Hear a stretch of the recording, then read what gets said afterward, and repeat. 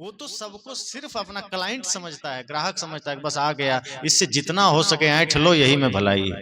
सदगुरु कबीर कहते हैं नहीं, संपूर्ण जगत में वही परमात्मा बैठा है, सबके अंदर वही भगवान बैठा है, किसको ठगेंगे आप? और जिस दिन आप सबके अंदर वो भगवान देखना शुरू कर देंगे, आप किसी से ठग नहीं कर सकते।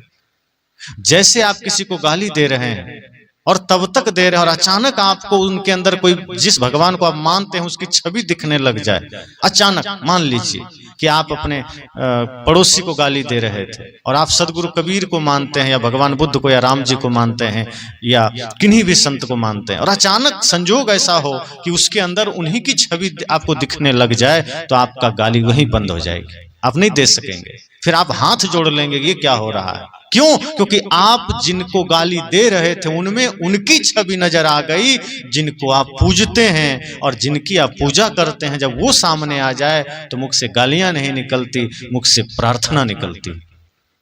तो जब आप सबके अंदर वही भाव कर लेंगे तो मुख से गाली निकलेगी? नहीं निकलेगी। हम गाली कब देते हैं? हम शास्त्रों में तो पढ़ते हैं, ईश्वर सर्वभूतानां हृदय से अर्जुन तिष्ठति, प्रकृति पार प्रभु सब उर्वासी, सब पढ़ते बस हैं कि सभी हृदय में ईश्वर बैठा है। सदगुरु कबीर भी कहते हैं सब घट मेरो साईं सुनी सेज न कोई, कि सब घट में मेरा साईं बैठा है। तो हम सिर्फ पढ़ते हैं, करते कहाँ हैं? सब घट में अगर हमारा साईं बैठा है तो हम सबके साथ ठग क्यों करते हैं? सबको हम ठगते क्यों हैं? सबके साथ झूठ क्यों बोलते हैं? नफरत क्यों करते हैं? घृणा क्यों फैलाते हैं? हम सबका दिल क्यों दुखाते हैं? आज कोई पुत्र अपने माता पिता का तिरस्कार कर रहा है, कोई भाई भाई का तिरस्कार कर रहा है, सास बहू का, बहू सास का, एक दूसरे का तिरस्कार ही तो कर रहे हैं। कभी हम किसी के साथ झगड़ा कर रहे हैं, छोटी छोटी बात में विवाद कर रहे हैं, छोटी छोटी बातों में परिवार बिखर रहा है, पड़ोसी से पड़ोसी लड़ रहा है, देश से देश लड़ रहा है, एक दूसरे के तानाशाह बनकर बैठे हैं। पिता चाहता है बच्चे हमारे अनुसार चलें, बच्चे चाहते हैं पिताजी चुप रहें। विज्ञान के युग में पिताजी को कुछ नहीं आता है, जो जानते हम ही जानते हैं। सब इसी भाव में चल रहे हैं। साहब कहते हैं आप अपने भीतर जीवन को मंदिर बना लीजिए और सबके अंदर परमात्मा को देखिए। जब आपके मन की पवित्रता, कर्म की पवित्रता, वचन की पवित्रता होगी, आप देखेंगे आपका परिवेश बदल चुका है, आपका घर ही मंदिर बन चुका है, आपका समाज ही आदर्श समाज बन चुका है। फिर मनसा वाचा कर्मणा जो दोष थे वो सब मिट जाएंगे और संपूर्ण जीवन आनंद से भर जाएगा। तो सदगुरु कबीर की दृष्टि बड़ी सीधी और साफ थी। वो किसी को अंधेरे में रखना नहीं चाहते थे। वो ये नहीं कहते थे कि तुम कितना भी पाप करो मेरे पास आओगे मैं तुम्हें मोक्ष दे दूंगा। वो कहते थे नहीं, इस भ्रम में मत रहना कि कोई गुरु आपको मोक्ष पहुंचा देगा, कोई गुरु आपको मुक्ति बांट देगा। साहब कहते थे इस भ्रम में मत रहना, गुरु सिर्फ रास्ता बता सकता है, आपको कोई मोक्ष नहीं दे सकता।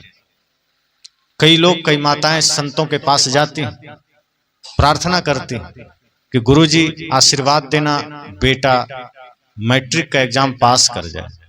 अगर आपके आशीर्वाद से बेटा मैट्रिक में पास कर जाएगा तो हम आपको बुला के सत्संग कराएंगे।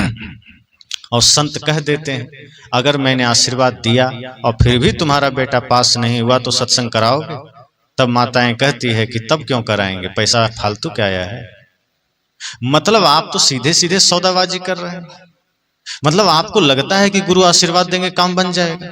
एक पिता इस भरोसे से मंदिर जा रहा है कि हनुमान जी की कृपा बेटे पर बरस जाए और पास हो जाए, और बेटा तो इस भाव में आ गया कि अगर हनुमान जी की कृपा बरस जाएगी तो लिखने की क्या जरूरत है। लेकिन ये होता नहीं है। हनुमान जी की कृपा भी तब बरसती है जब आप पुरुषार्थवादी होते हैं, निकम्मों पर नहीं बरसा करते।